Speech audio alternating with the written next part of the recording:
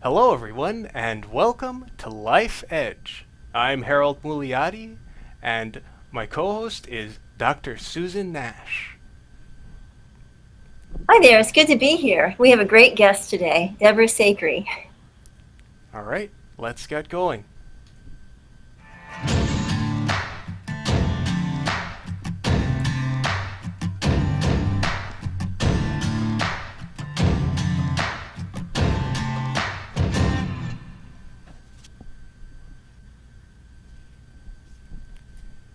Hi, Deborah. Thank you so much for being here today. I realize that you're actually talking from your in a beautiful undisclosed location in Texas. You disclose where Hey, it is. Susan, it's wonderful to be here. Yeah, I'm out on my farm in Weimar, Texas, which is about halfway between Houston and San Antonio. Oh, that sounds beautiful. Does it have rolling some little hills, things like that? We're just beginning to get into the hill country of Texas out here, and I have a big garden and an orchard, and I have my office. That's wonderful. Well, so great. Well, so for people who are tuning in, I'd like to introduce you.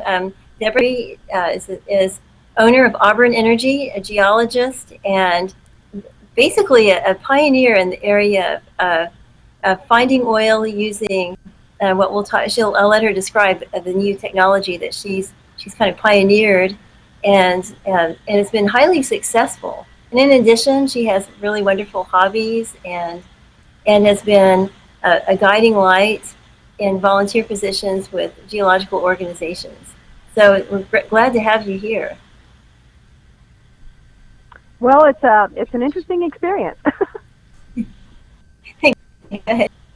Well, so let's just get started. So you're a geologist and you studied at the University of Oklahoma, where I studied, and I'm excited about that. But what made you decide to be a geologist? Well, it was more of an accident than anything else.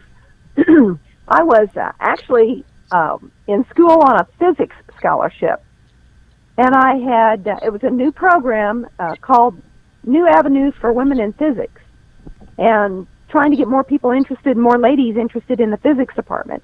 And I was into my second year, first semester junior, and I was taking my Geology 1 course as the last of my freshman required courses. And I was getting really kind of burnt out on physics at that time. And there weren't a lot of job opportunities for women in physics back in the middle 70s. So I was taking my Geology 1 class and talking to my professor about it. And he said, well, we need women in the geology department too. And I said, yeah, but I'm on a full scholarship. And he said, well, we'll give you a scholarship. And so with that, I quickly switched majors. Oh, that's great. So where did you, what were your first experiences in the field? How did you know anything about geology when you went into it? Heck no. I was, just taking an intro to geology class, and we had a couple of little field trips, through that course, but I've always been an outdoor person, and I really thought geology was going to be the study outdoors. Little did you know that you'd be studying as a petroleum geologist things that are like way underground. Well, not just underground, but I find myself in the office more than outside anymore. Oh, right, right. So one of the things that's really fascinating is how you got interested in geophysics and also in attributes. Can you tell our viewers what that is? Well, when I went to work for Gulf Oil in 1976, at that time, the geophysicist, looked at the seismic data and geologists looked at logs. There wasn't really any crossover between the two disciplines. And so I asked to go through the geophysics training course that Gulf had at the research center so that I could learn how to understand both disciplines and make better maps using geology and geophysics. And geophysics the seismic data is nothing more than acoustic sound information that comes from the earth. And when you say attributes, we can manipulate the sound waves that come back to understand different parts of the Earth and be able to map the subsurface more correctly. So it's an interesting derivation on, when you're looking at well logs, you're looking at one tiny piece of the Earth. When you're looking at seismic, you're looking at an interpolation between wells of what the Earth is doing, so that you get a better picture of what's going on below your feet.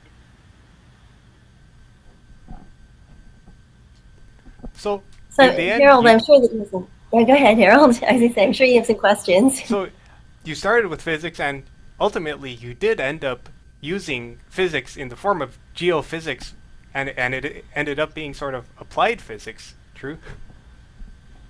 Yeah, it's kind of a circular thought process, but I found myself back where I was beginning, and using many of the physical principles as applied to the Earth. It's really interesting. Well, geology to me is fascinating. It's figuring out Mother Nature is like trying to figure out a giant puzzle, and she has all the pieces and she knows where they are, but you don't. So where were some of the places that you started exploring once you went on your own? When did you establish Auburn Energy? I've been out on my own for a little bit over 30 years now. I established Auburn Energy in 1990. The oil business is fluctuates, and so I was employed, and then I was let go, and then I was employed, and I was let go. Throughout my career, like a lot of people have been, it's cyclical. And finally, the last time I was let go, I said, to heck with this. I'm not going to go back to work for anybody. I'm just going to work for myself. So I started doing that. And about that time, and this was, late 80s, early 90s, 3D seismic was just starting to come into vogue. And there was software designed to run on a PC rather than a big Unix workstation that smaller independents could afford. And that's when I started getting into doing 3D interpretation. Oh, that's great.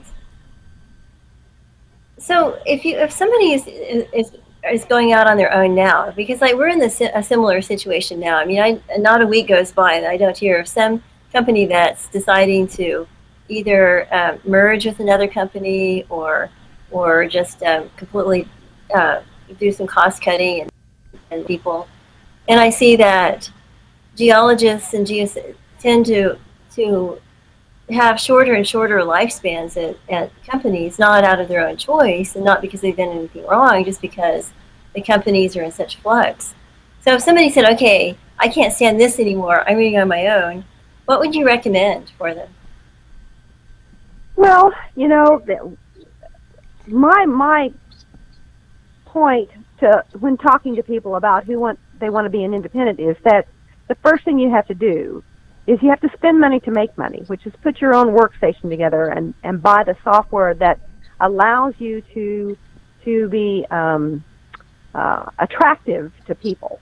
A lot of consulting work comes from people who have their own workstations, and companies who don't either have enough workstations or enough access to software find people who already are set up, and they're a lot easier to get started and use them for consultants. If you don't have anything, then people are not quite as apt to want to use you because they could just go hire somebody. I think that you need to have a complete setup to be valuable as a consultant to other people. Oh, I totally agree. And I think it's getting easier. Like there's a company called Petrocubic, and they're kind of like freelancer.com. They have jobs that people can sign up to bid for and things like that. But the thing that makes them different is that they do software as a service. So you don't have to get the license for the entire year or whatever. You can just pay by the hour for the software that you're using, and then of course you need the workstation. Well, and I think, Susan, with cloud technology coming in, a lot more software companies are putting kind of a lease by the hour up on the cloud, where people can just Yeah. access what they need at the time they need it. And I think that's going to be an interesting way that the industry evolves in the next few years. Right. That's exactly what PetroCubic does. That they help people get the jobs, and then they give them the tools to do the jobs by the hour. That's smart. That's very smart. Now, and I see that as the industry kind of shrinks over the next few years, because you have a lot of people like baby boomers like me that'll be leaving the industry, and not a lot of young people coming into the industry. But I think it's going to be more mobile. I think more people will be working from home. I think more people will be accessing the cloud and doing temporary things. And that's just an easier way for companies to deal with fluctuating industry supply when it comes to human resources and experience. Oh, absolutely. Deborah, would you say that, because what as you were saying earlier, kind of in the 90s when you started your company, and somewhat after that there was this increased access for smaller companies and independent consultants to a lot of the technology that's being used for exploration in the energy industry. Would you say that trend is continuing? Like, does it keep getting easier to do these things as a smaller company or as an independent? Well, I would say yes and no. Software is not cheap. At the time I got in, the major software package that was available to the independents was relatively inexpensive. It was around, $6,500 to buy a license to Kingdom, which is one of the most popular PC-based softwares for seismic interpretation out there. Now the person who comes either out of school or decides to go out on their own is looking at something much more substantial cost-wise.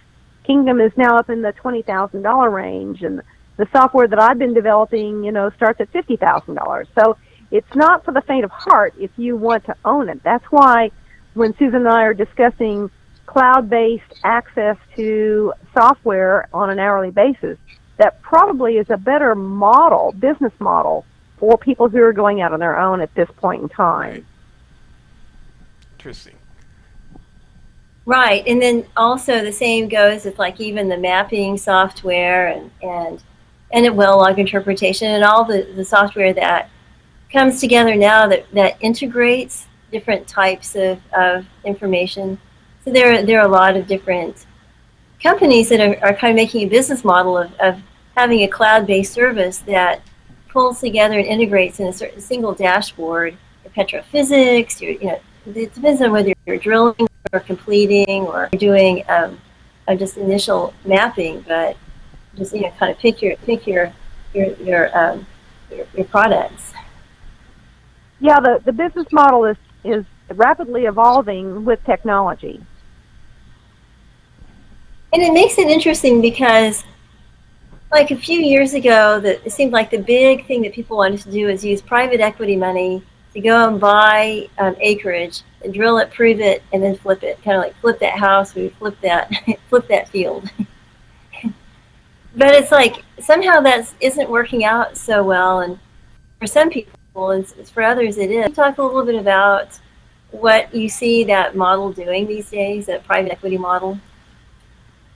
Well, the tough part about the private equity model is that they want things to be safe, and there is no such thing as safe when it comes to the exploration business. But the safest thing that's out there are the shale plays. So a lot of the private equity and venture capital money is going into shale plays now. So you got the Permian Basin, and you've got Dakota, and you've got up in the Rockies and over in Arkansas. So you have and the Appalachians. So you have all these major shale plays going on. And if that's fine if you're in the shale business, but I've been doing conventional exploration most of my career, and the private equity money just isn't there for the conventional because there's a perceived associated risk with it. Oh, true. I mean, for the our listeners or viewers, so shale tends to be a kind of, for lack of a better term, just kind of blanket someplace. And people think it's like, okay, we've got this thick layer that's exactly, I mean, that has oil in it that in the past people couldn't get out. I won't go into the technical details. But so Right. people now you can get it out by doing horizontal drilling and hydraulic fracturing, and the initial production can be really high. So it sounds really good, and supposedly if all of the wells are equally good, and they never are, but each well can pay out in a matter of months, and then you just you become a factory of drilling. But then, Right. There's not really any geology involved in that, though. Although there should be, because it isn't just a big uniform blanket. No. But the perception Sadly. is that it's safe, and that every well you drill, you're going to complete. So there's very little risk for dry holes, even though some wells are more economic than others. And then the idea is that, okay, this is kind of tough to drill, this is hard to get the oil out, but technology is changing and technology will save us. So even if we're buying something that isn't the best rock, the best for reservoir, we can use this new technology, and we can be efficient, and we could use different chemicals and different proppants, and it will be wonderful. Well, that's the plan. That's the hope.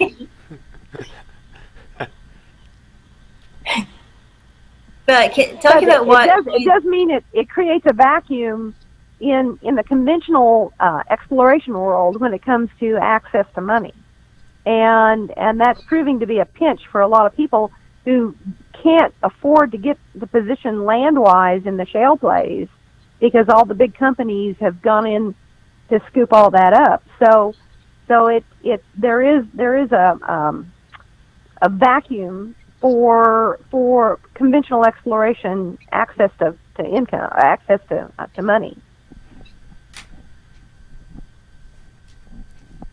And these plays cost a lot. I mean, doing that so-called factory drilling, it's pretty expensive because you've got to continually drill because the wells pretty much stop flowing at any kind of economic rate after about 18 months.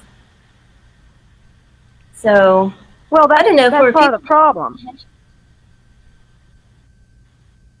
Exactly. So, so in the conventional wells, describe some of the life of some of the wells that you've found.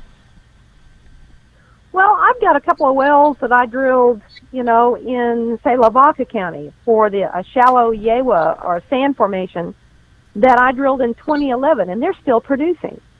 I had a well in Colorado, in Wharton County, that ended up producing 4.5 BCF and 300,000 barrels of oil, and it lasted for 7 years. So the conventional plays, while a little bit more chancy, tend to have a longer life than the shale plays do. Oh, absolutely. Absolutely.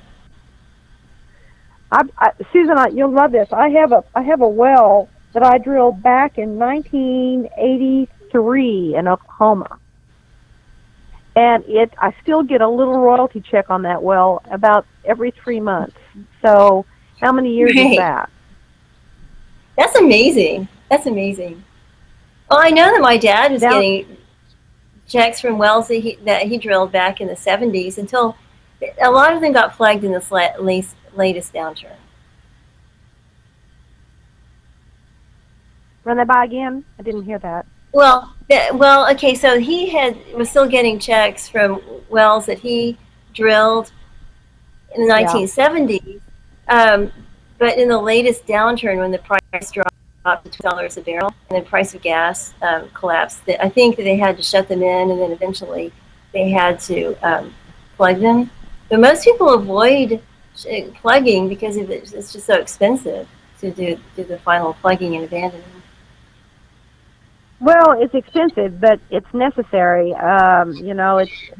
It's a liability. I have a client that just bought a huge group of wells in Wyoming, and with that, they inherited the plugging liability when they bought 370 wells, and many of the wells hadn't been plugged, and now they're having to go through and do the plugging. Yeah, most people try to keep them producing at least enough to not have to plug them, but it's not always possible. No. So But it's an interesting game we play. Yes. For the shale plays, those tend to produce, if I understand correctly, those tend to produce both oil and natural gas, correct? They can. Most of the people, like the Eagle Ford play, has an up-dip oil section to it, and as you go deeper and deeper in the earth for the Eagle Ford, the oil actually turns into gas because it starts getting hot enough that it converts the oil into gas. And most people are drilling the up-dip portion to stay away from the gas portion. So they can be discreet about the particular zones they want to go for. I see. And a lot of it depends on the price of oil and also the amount of water that one has to produce and dispose of. True. Okay, so here's a completely different topic. So how and why did you get so involved in volunteerism? You've been an officer of the AAPG and also an officer of SIPES and Houston Geological Society, the GCAGS, Gulf Coast Association of Geologists. I mean, a lot of places. I'm sure it's just tip of the iceberg. So yeah, I tell my husband if I had a nickel for every volunteer hour, I probably could retire by now. But actually, I really like people. And when you're out as a consultant, the only way you're going to, it's all about networking, Susan. You know this as well as anybody. But to get your name out in the business and to let people know where your expertise is, you've got to get out and meet people. And one of the best ways to meet people is to volunteer your time. And mainly because I've been on my own for so many years, I don't have the advantage of going to an office with a whole group of people every day to pick up new technologies and pick up information about wells and who's doing what. So the volunteer part of it also allows me to connect and learn about what everyone else is doing. That's smart. That's a really good idea. And it also go ahead.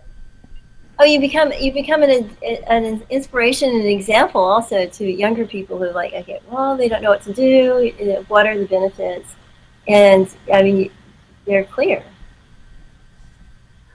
Well, one of the things that I've done in the last few years is start to do a lot of mentoring, especially of people who have been laid off after 20 years of working for a company. And one of the first things they ask is, how do I go out and start up a business? Kind of like what we were talking about earlier. And I said, well, do you belong to the Houston Geological Society? Do you go to the luncheons? Do you have a network of people that know what your capabilities are? And they, and I'm constantly surprised by people who have lived in their little cubbyhole, for the last 20 years, have never done anything else, and expect to come out and hang a shingle out on the door and everyone flock to them. Without a good network of people who know your capabilities, you're not ever going to put your toe in the water when it comes to consulting or finding work.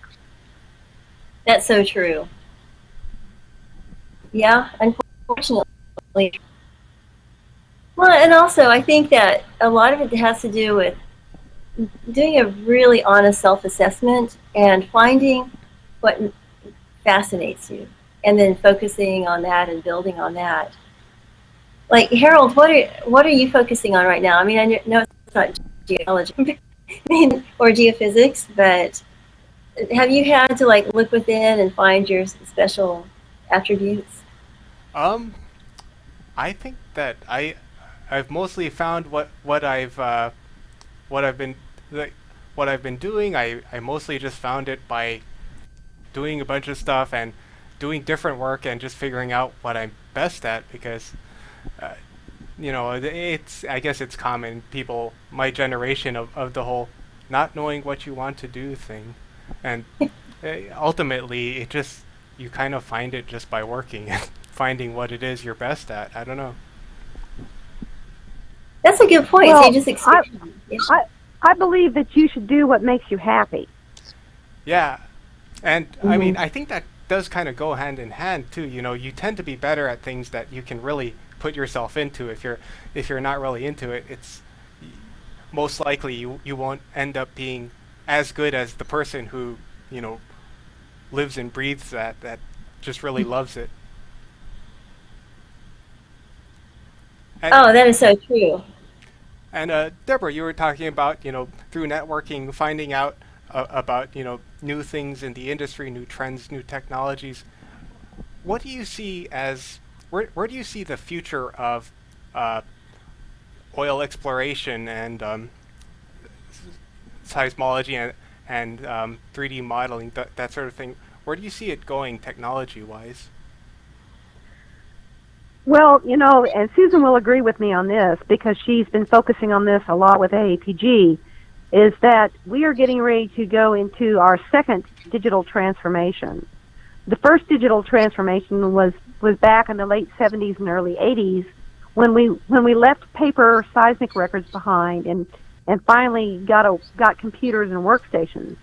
Well, this second digital revolution is where we're putting everything at our fingertips through keywords. People are taking the massive amounts of information that they've had in their file cabinets and putting it into a digital form where we can access it and retrieve it and understand it better because we're living in a big data world now and you can't properly utilize all the information unless you can access it. Right. So that's the machine learning, that's the artificial intelligence, and what it's going to be doing is it's going to provide a lot of great efficiency changes, especially to the field, but it's also going to allow us to see things in the earth that we've never been able to see before because the computer can do a better statistical analysis of information than our eyes can and our brains can. And the computers are so smart and they're so fast now that this information is much easier to get into and utilize than it's ever been before. So I think the next few years will be the second really big digital transformation of the industry and how people actually work with data. I agree with that, and I think too that it's sort of like satellite data where you have to go and do ground truthing. I think that with subsurface we'll need to do a lot more um, work in the field and do a lot more correlation with outcrops so that we have a better models for example even fluvial systems and depositional models. So I think what I call it is rock truthing.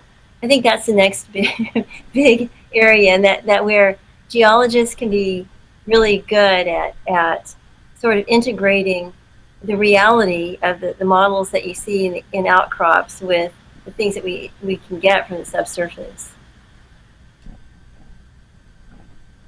But seismically, Susan, I think that for companies to really utilize their databases, the digital transformation will be important for them. Just like the work I've been doing with the Paradise software and looking at pattern recognition and cluster analysis in seismic attributes. I think that's all part of how companies get better information out of the data they already own.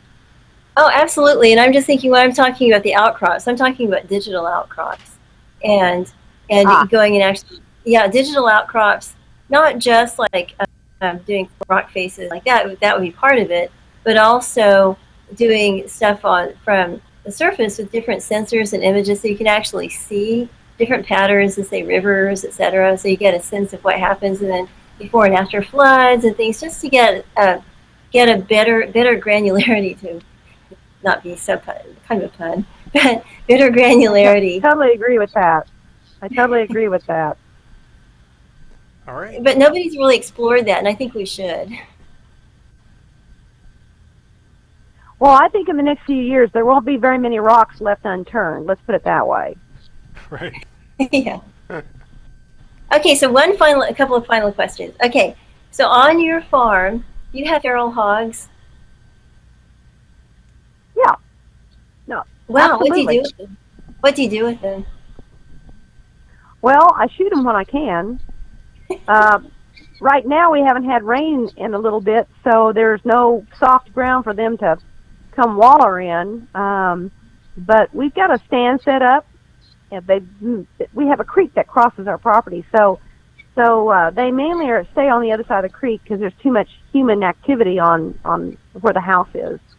But we have a stand set up, and if we have a chance, we'll take care of them that way. So are they really as destructive as people say they are? Yes. Yes, they are terribly destructive, and they cost Texas billions of dollars every year. Wow. In crop loss and everything else. Yeah, that's terrible. I mean, I'm all for animals and stuff. I mean, it's just sad when, I mean, it's like Burmese pythons, all sorts of things. So the exotics come in and just take over. Well, I can live with mosquitoes and I can live with snakes and spiders that I have out here, but the hogs probably are the worst thing. Anyway, well, I would just thank you for answering. I was curious. That's why we have guns here in Texas. All right. I think we're around the end of our time, but we do have one more question that we always ask our guests here on Life Edge, and that is, Deborah, what would you say gives you an edge in life? Oh man, that is a really excellent question. I think what gives me an edge in life for me is having a positive attitude and looking forward to every day. That's a great answer. It really is important in pretty much every facet of life, I suppose. Well, I think positive attitudes make for better results. Oh, absolutely, and they feel creative, give people the ability to kind of emotionally confront risk. I like that. So, Deborah, it's been really great having you on the show, and hope to have you back sometime soon. And Harold, thank you for facilitating. You're a great host. Thank you, Susan. I enjoyed it. Thank you guys Deborah, so much. coming on. So everyone, be sure to tune in to Life Edge, and then when you view this recording, please hit like and subscribe and all that stuff, and then share it with your social networks, and we'll share the joy. Yeah. Thank you, everyone, for tuning in, and we will see you next time on Life Edge. Bye, everyone. Thanks again, Deborah. Bye. Thank you. Okay, Deborah. Susan. Harold, thank you.